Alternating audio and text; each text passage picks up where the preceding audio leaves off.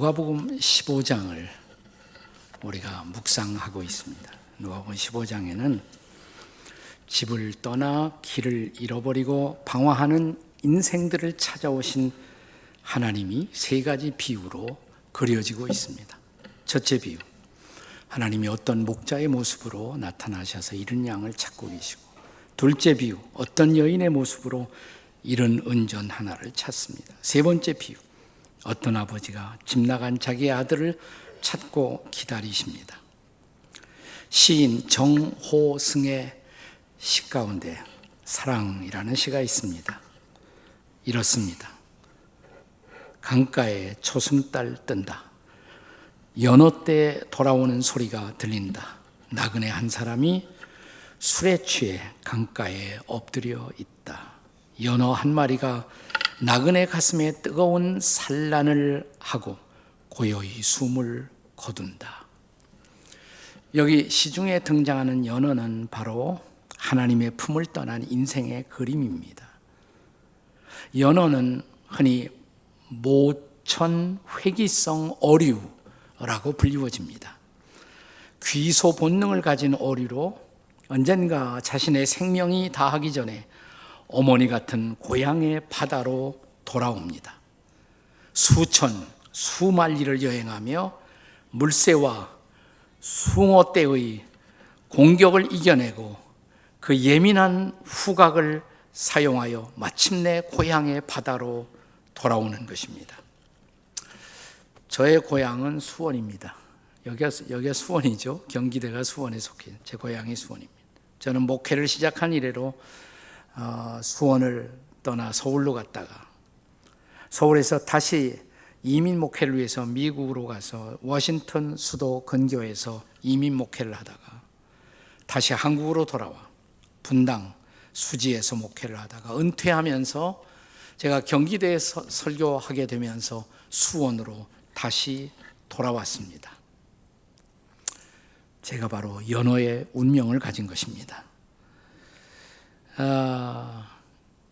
수원으로 제가 돌아왔다. 나도 연어대로구나. 죽을 때가 가까웠구나. 이런 생각이 제 마음속에 있습니다. 그래서 요즘은 연어를 먹을 때마다 그냥 못 먹겠어요. 애잔한 감상을 느낍니다. 내가 나를 먹는 것 같은 느낌을 갖습니다.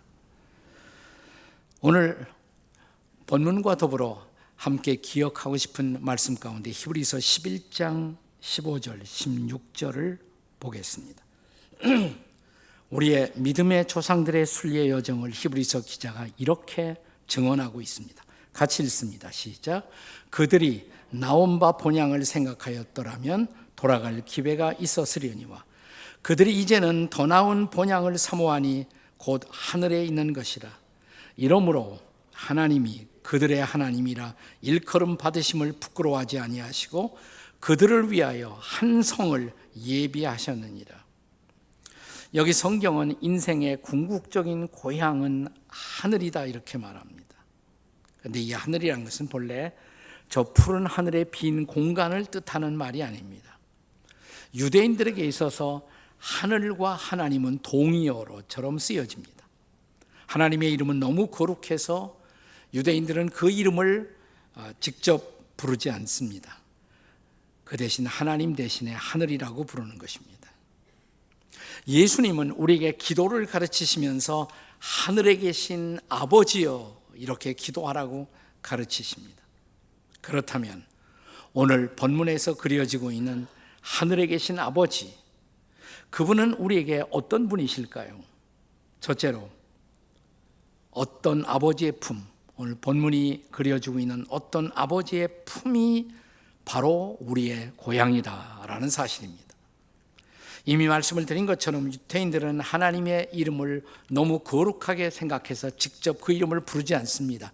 하나님의 본래 이름은 야훼 이렇게 부르던가 혹은 엘로힘 이렇게 불러야 하는데 성경에서 그 단어가 나오면 그대로 지나가요. 유대인들은 너무 거룩한 이름이라 그대로 부르지 않는다. 그 대신에 야훼나 엘로힘 대신에 그 단어가 나오면 아도나이 이렇게 대체해서 부릅니다. 아도나이라는 것은 주인, 주님이란 뜻이죠. 혹은 하늘 이렇게 부르는 것입니다.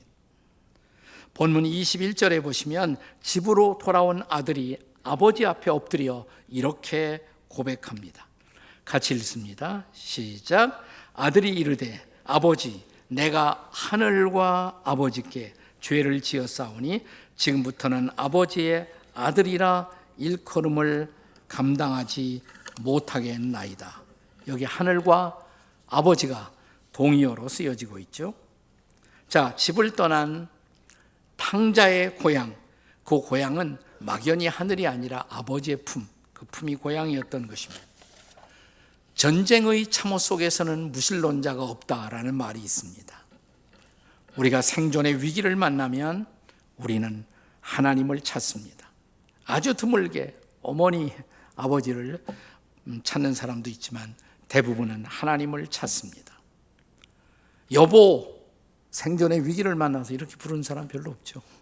남편이 아내를 찾는 일도 드문 일입니다. 절대절명의 위기 속에서 우리는 하나님을 찾습니다. 그가 우리의 영혼의 본향, 생명의 근원이시기 때문입니다. 철학자요 신학자였던 파울 틸리라는 분이 있는데 이분은 하나님을 가리켜 존재의 근거다라는 말을 했어요. Ground of being, 존재의 근거. 심리학자들은 인간 모두의 마음속에는 절대자이신 하나님을 찾아 방황하는 본능이 있다 이렇게 말합니다. 이 하나님에 대한 굶주림을 가리켜서 아버지에 대한 굶주림이다. Father hunger라는 표현을 사용합니다.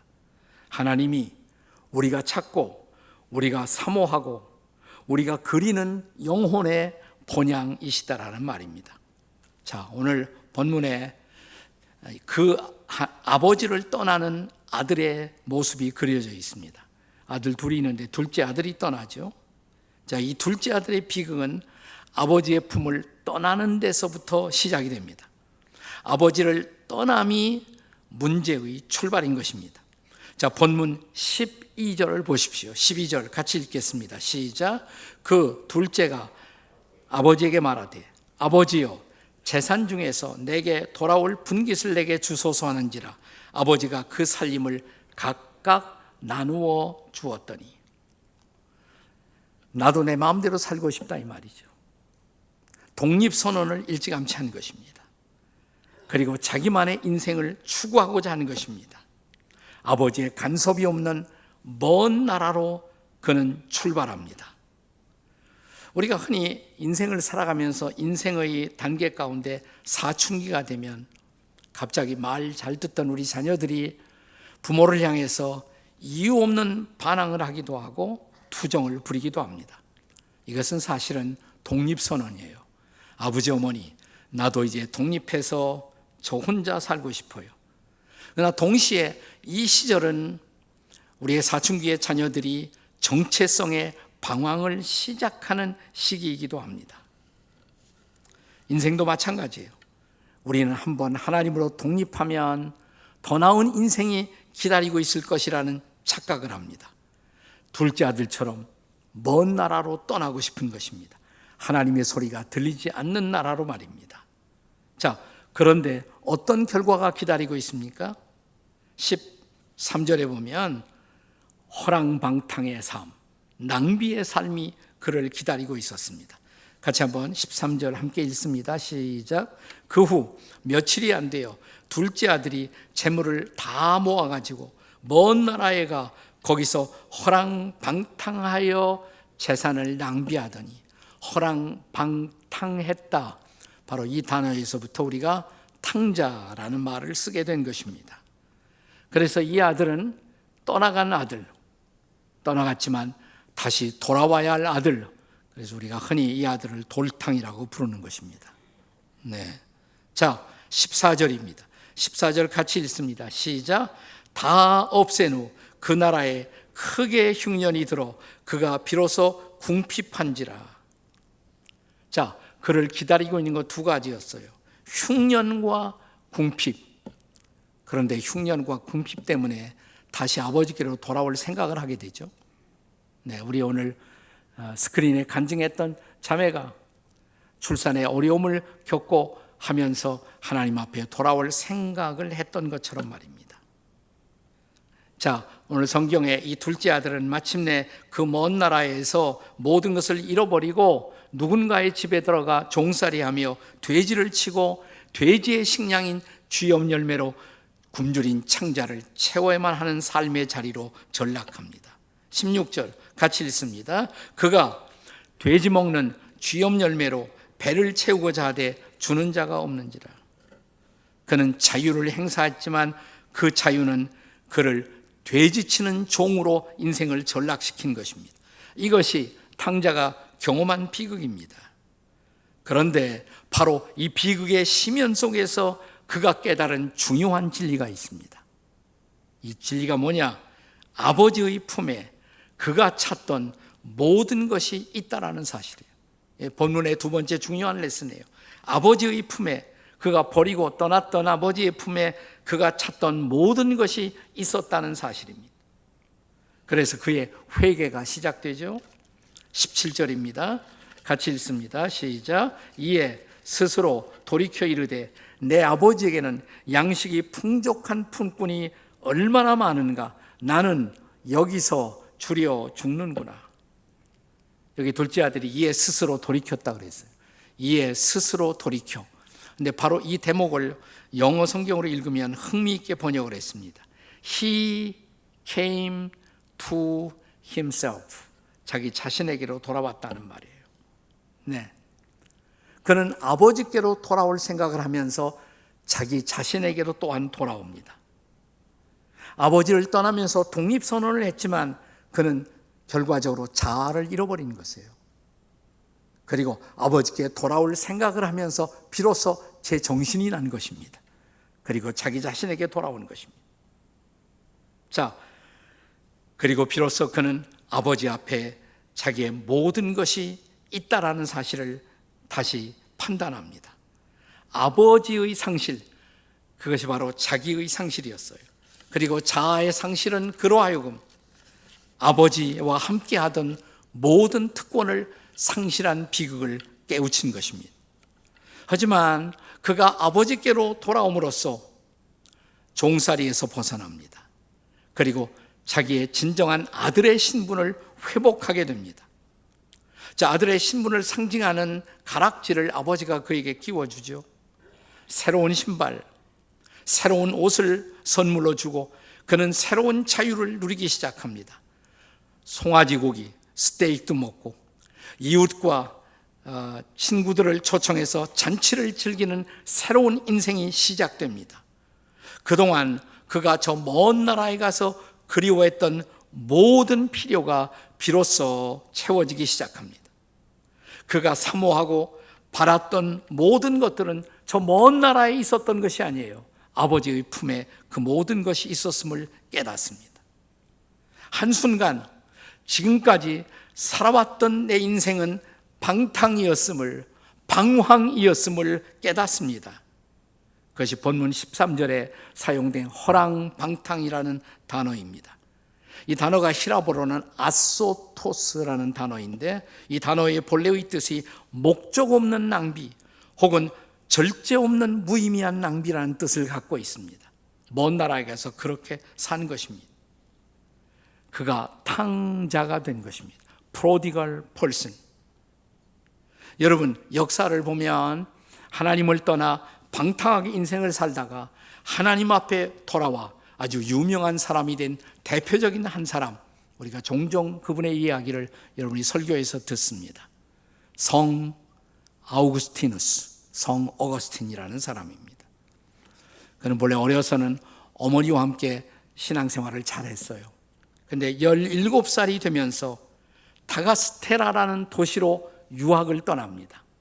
그런데 유학을 떠나면서 그는 어머니의 하나님을 버립니다. 그는 이제 수사학이라는 학문이 인생의 모든 것을 해결한다고 생각해서 거기에 헌신했고 결혼 관계가 아닌 한 여인과의 관계에서 쾌락을 찾았고 혹은 마니교라는 이단 종교에서 진리를 찾고자 했습니다. 10년이나 낭비했어요. 마지막으로 플라톤 철학에서 인생의 해답을 찾았습니다. 그런데 그가 찾고 찾았다는 것은 어렸을 때 그가 버렸던 성경, 거기에 대답이 있었어요. 네. 자, 어느 날 그가 방황하다가 지친 모습으로 멍하니 앉아 있었을 때 바깥 마당에서 놀던 아이들의 소리가 들려옵니다. 톨레 레게 집어서 읽어봐. 뭘? 하고 보니까 앞에 성경이 있어요. 성경을 오래간만에 펴봤습니다. 로마서 13장 13절과 14절의 말씀이었습니다. 우리 한번 같이 읽습니다. 시작. 낮에와 같이 단정히 행하고 방탕하거나 술 취하지 말며 음란하거나 호색하지 말며 다투거나 시기하지 말고 오직 주 예수 그리스도로 옷 입고 정욕을 위하여 육신의 일을 도모하지 말라. 깜짝 놀랐어요. 갑자기 이 말씀과 함께 거룩한 빛이 그의 마음속에 쏟아져 들어왔습니다. 그는 벌떡 일어나 무릎을 꿇고 참회의 기도를 드리고 주님 앞에 돌아옵니다. 얼마 지나서 그는 유명한 참회록을 쓰죠. 어거스틴의 참회록. 이 참회록의 마지막 부분에서 그는 결론적으로 이런 고백을 남깁니다. 오 하나님, 하나님께서 당신을 향하여 우리가 있도록 우리를 지으셨기에 우리의 마음은 당신의 품 안에서 안식할 때까지는 결코 쉴 수가 없나이다. 무슨 얘기죠? 하나님 아버지의 품, 그게 인생의 고향이에요. 거기가 고향인 것입니다. 하나님 아버지의 품에 우리가 찾던 모든 것이 있음을 믿으시기 바랍니다.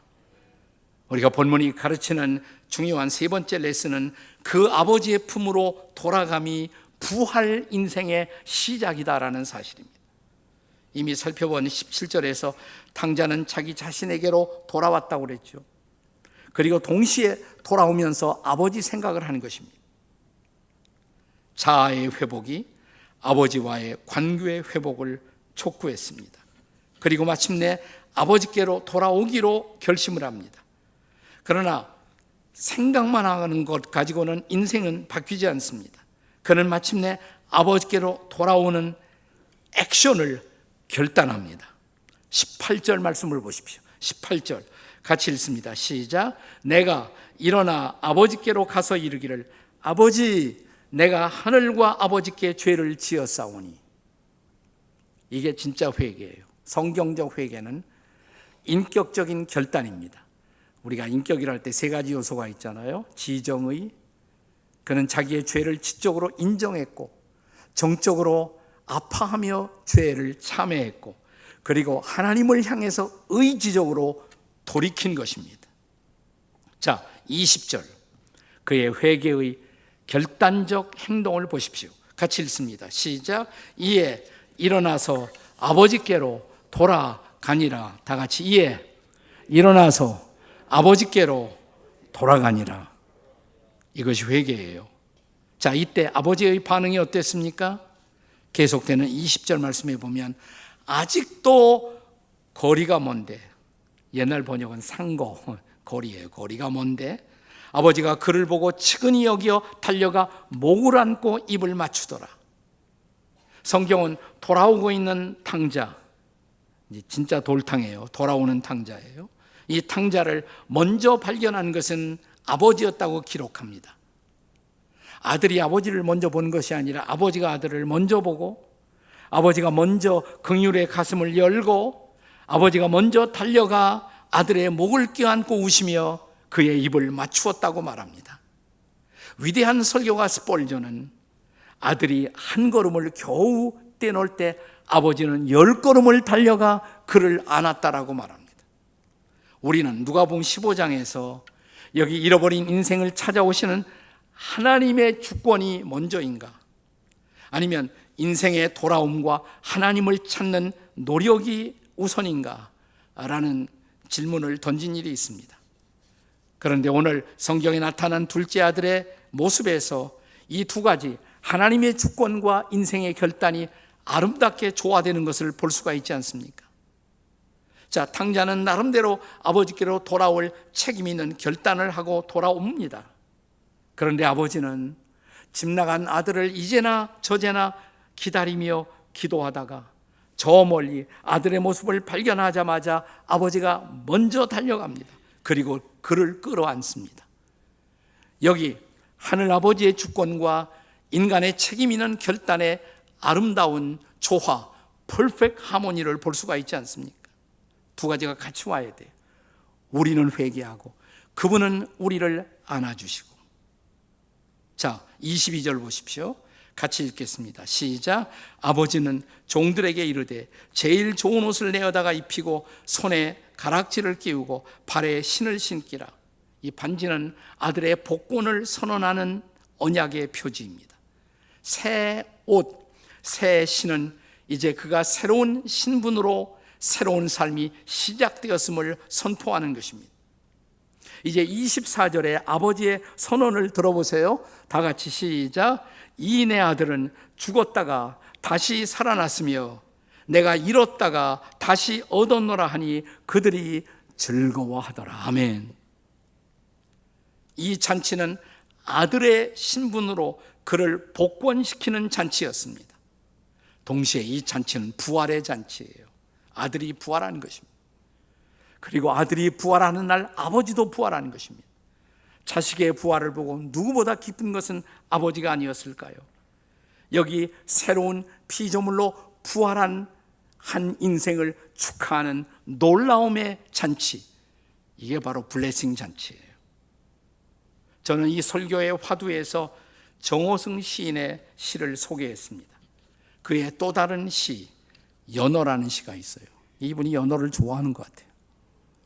이렇습니다. 시의 내용은 바다를 떠나 너의 손을 잡는다. 사람의 손에 이렇게 따뜻함을 느끼는 것이 얼마만인가. 거친 폭포를 뛰어넘어 강물을 거슬러 올라가는 고통이 없었다면 나는 단지 한 마리의 물고기에 불과했을 것이다. 누구나 먼 곳에 있는 사람을 사랑하기는 쉽지 않다. 가난한 사람을 사랑하기도 쉽지 않다. 그동안 바다 너의 기다림 때문에 너는 항상 기뻤다. 이제 나는 너에게 가까이 다가가 산란을 하고 죽음이 기다리는 강으로 간다. 울지 말라. 인생을 눈물로 가득 채우지 말라. 사랑하기 때문에 죽음은 아름답다. 저는 이 시인의 시 속에서 십자가를 발견합니다. 여기 십자가가 있잖아요. 새로운 생명을 산란하고 낳기 위해서 자기는 십자가에 매달리시는 예수 그리스도, 우리에게 새로운 인생을 주시고 우리에게 새로운 생명을 주시고 우리에게 새로운 삶을 선물하기 위해서 내 죄를 짊어지고 십자가에서 죽으시는 바로 예수 그리스도. 그런데 그분 앞에 달려온 사람들에게 용서를 선포하시며 우리에게 새 옷을 입고 새 신발을 신겨 새로운 인생을 출발시키시는 예수 그리스도. 이 잔치에는 그래서 부활의 기쁨으로 가득합니다.